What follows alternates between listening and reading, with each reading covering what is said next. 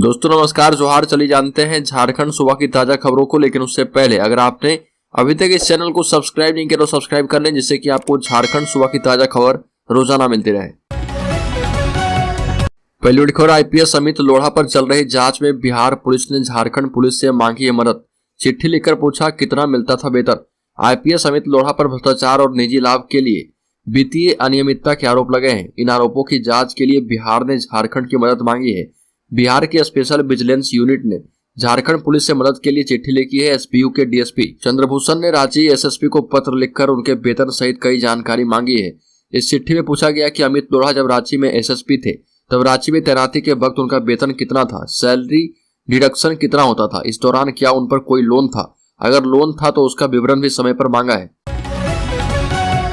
खनन मंत्री रहते सीएम हेमंत सोरेन ने नियम विरुद्ध जाकर अपने रिश्तेदारों को माइनिंग लीज आवंटित कर दिया था। इस पर आरटीआई एक्टिविस्ट सह अधिवक्ता सुनील कुमार महतो ने हाईकोर्ट में जनहित याचिका दायर की थी। इस मामले में सुनवाई हुई और यह सुनवाई चीफ जस्टिस संजय कुमार मिश्रा की खंडपीठ में हुई। सुनवाई के दौरान राज्य सरकार की ओर से जवाब दाखिल नहीं किया जा पाया। सरकार की ओर से जवाब दाखिल करने के लिए समय मांगा गया है, जिसके बाद अनुरोध पर विचार करते हुए हाईकोर्ट ने अगली सुनवाई के लिए 16 मई की तारीख तय कर दी है। राज्य में लैब असिस्टेंट के 690 पदों पर होगी नियुक्ति। ऑनलाइन आवेदन को बचे 4 दिन। हाई स्कूलों में होगी बहाली। जेएसएससी की वेबसाइट से डाले एप्लीकेशन। राज्य के हाई स्कूलों में लैब असिस्टेंट बनना चाहते हैं तो अब भी आवेदन कर सकते हैं। झारखंड स्टाफ सिलेक्शन कमीशन अब भी एप्लीकेशन ले रहा। 690 पदों पर नियुक्ति के लिए 4 मई तक आवेदन लिए जा रहे। ऐसे में इच्छुक और योग्यता रखने वाले वैसे उम्मीदवार जिन्होंने आवेदन नहीं किया है वो आवेदन कर सकते हैं। आवेदन ऑनलाइन करना होगा और यह नियुक्ति स्कूली शिक्षा एवं साक्षरता विभाग के माध्यमिक शिक्षा निदेशालय की ओर से की जाएगी। लैब असिस्टेंट के लिए आवेदन की प्रक्रिया 5 अप्रैल से शुरू हुई है। 4 मई तक आवेदन करने के बाद 6 मई की आधी रात तक परीक्षा फीस, फोटो एवं सिग्नेचर अपलोड किए जा सकते हैं।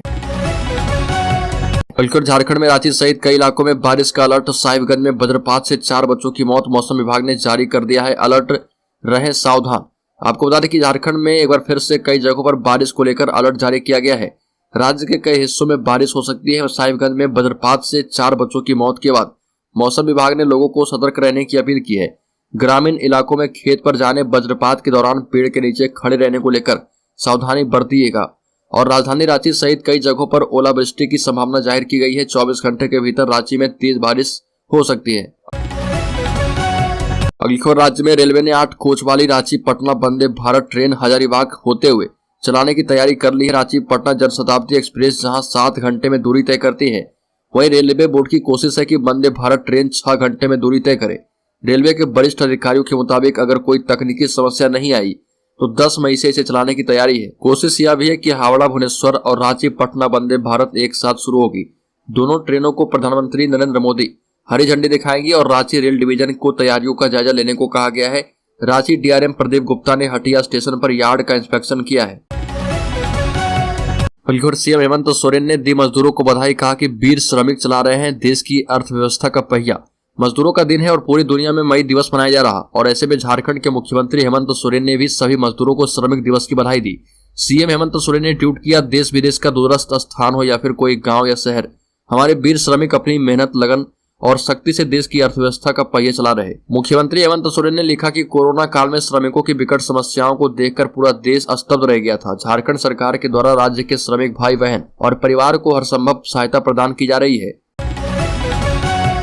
गैंगस्टर प्रिंस खान के गुर्गे की लिस्ट बना रही पुलिस, जल्द देखेगा बड़ा एक्शन। वासेपुर गैंग के वांटेड गैंगस्टर प्रिंस खान की तलाश में जुटी पुलिस अब गैंग के सदस्यों पर नकेल कसने की कोशिश में लग गई है।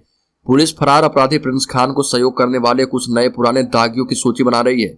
अब ऐसे लोग बच नहीं पाएंगे। प्रिंस खान के सहयोगियों पर शिकंजा कसने के लिए पुलिस ने एक टीम गठित कर दी है। टीम ने सबसे पहले उन्हीं लोगों के खिलाफ जांच शुरू की है जो प्रिंस खान के मददगार हैं और जो आम लोगों में भय का माहौल बढ़ाने के लिए प्रिंस खान का ऑडियो वीडियो इंटरनेट पर वायरल करते हैं। सूत्रों के मुताबिक पुलिस ने ऐसे तकरीबन 1 दर्जन लोगों को चिन्हित किया है जो प्रिंस खान के लिए काम करते हैं। पुलिस इन लोगों के खिलाफ साक्ष्य जुटा रही है और ऐसे लोगों पर पुलिस जल्द ही बड़ी कार्रवाई करने वाली है। पुलिस इस वक्त टेक्निकल टीम का सहारा ले रही है। साइबर क्राइम के कुछ विशेषज्ञों को इस काम में लगाया गया है।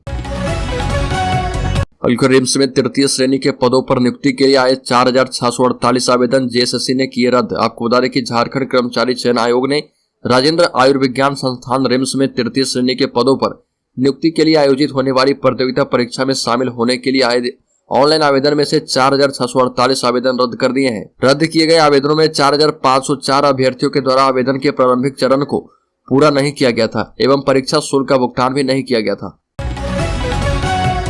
हेमंत सोरेन सरकार की नीतियों के विरोध में आजसू पार्टी का न्याय मार्च। सुरेश महतो ने कहा कि 40 महीने की सरकार को जगाया नहीं जा सकता है।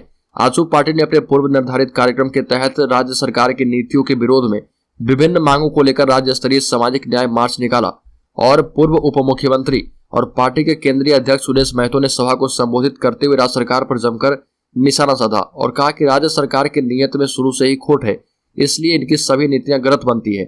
सुरेश महतो ने कहा कि जनभावना के मुताबिक नीतियां बनाने और फैसले लेने के लिए सरकार बनती है, आधे अधूरे प्रयोग के लिए सरकार कतई नहीं बनती। और कहा कि स्थानीय नीति, नियोजन नीति, ओबीसी आरक्षण, ट्रिपल टेस्ट, विस्थापन नीति, आंदोलनकारियों के मान सम्मान, तमाम अहम विषयों की सरकार ने अनदेखी कर दी है। 2 मई को मुख्यमंत्री करेंगे राज्य के 80 उत्कृष्ट विद्यालयों का उद्घाटन। आपको बता दें कि मुख्यमंत्री हेमंत सोरेन 2 मई को राज्य के 80 उत्कृष्ट विद्यालय का उद्घाटन करेंगे।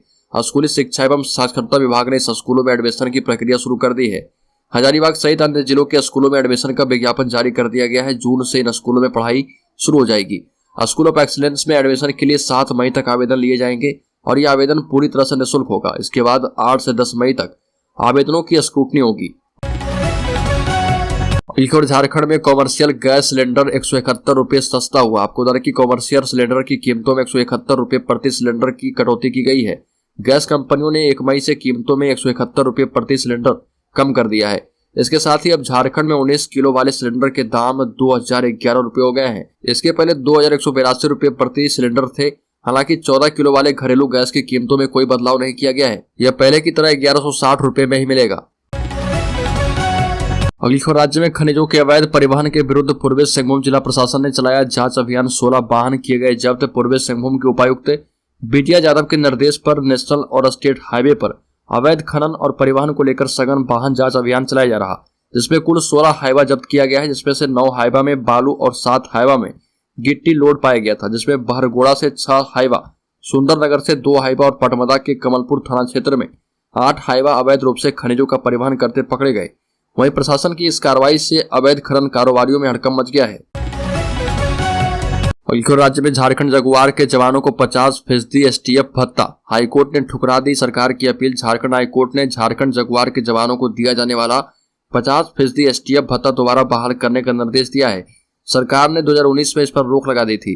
सरकार के फैसले को दुबराज, हेम्ब्रम और एनी ने हाईकोर्ट में चुनौती दी थी।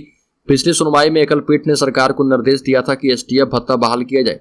हाईकोर्ट के आदेश के खिलाफ सरकार ने लेटेस्ट पेमेंट अपील दाखिल किया था। सरकार के द्वारा दाखिल लेटेस्ट पेमेंट अपील पर हाईकोर्ट के चीफ जस्टिस संजय कुमार मिश्र की बेंच में सुनवाई हुई। कोर्ट ने सभी पक्षों को सुना और सरकार की अपील खारिज कर दी।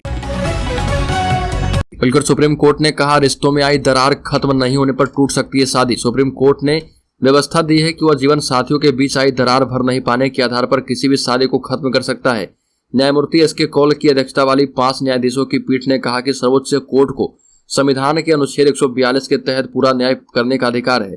संविधान का अनुच्छेद 142 शीर्ष कोर्ट के समक्ष लंबित किसी मामले में संपूर्ण न्याय करने के लिए उसके आदेशों के क्रियान्वयन से संबंधित है।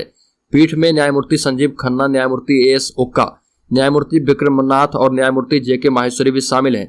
पीठ ने कहा कि हमने व्यवस्था कर दी है इस कोर्ट के लिए किसी शादीशुदा रिश्ते में आई दरार के भर नहीं पाने के आधार पर इसे खत्म करना संभव है। झारखंड में अगर फिर से होगा बालू पर बवाल, घाटों के टेंडर में देरी से खनन बंद। 10 जून से लगेगी एनजीटी की रोक। झारखंड में सफेद बालू का काला कारोबार थमने का नाम नहीं ले रहा। 18,000 का बालू 28,000 रुपए में बिक रहा। बेहद हैरान करने वाली बात यह है कि राज्य के 608 बालू घाटों में से सिर्फ 17 घाटों से ही वैध तरीके से बालू का उठाव हो रहा है। इसलिए प्रदेश में ऐसी स्थिति बनी है। रांची सहित राज्य के अधिकतर जिलों में एक भी घाट की बंदोबस्ती न होने से पिछले 5 सालों से बिना टेंडर के ही बालू का खनन और परिवहन हो रहा। पिछले साल विधानसभा के मानसून सत्र के दौरान विपक्ष ने बालू के अवैध कारोबार को लेकर सरकार को घेरा था, जिससे सदन में जमकर हंगामा भी हुआ था। तब प्रभारी मंत्री बादल पत्रलेख ने 3 माह में सभी बालू घाटों की बंदोबस्ती करने का आश्वासन दिया था, लेकिन अब तक एक भी घाट की बंदोबस्ती नहीं हो पाई है। हालांकि 10 जून से एनजीटी भी बालू खनन पर रोक लगा सकता है।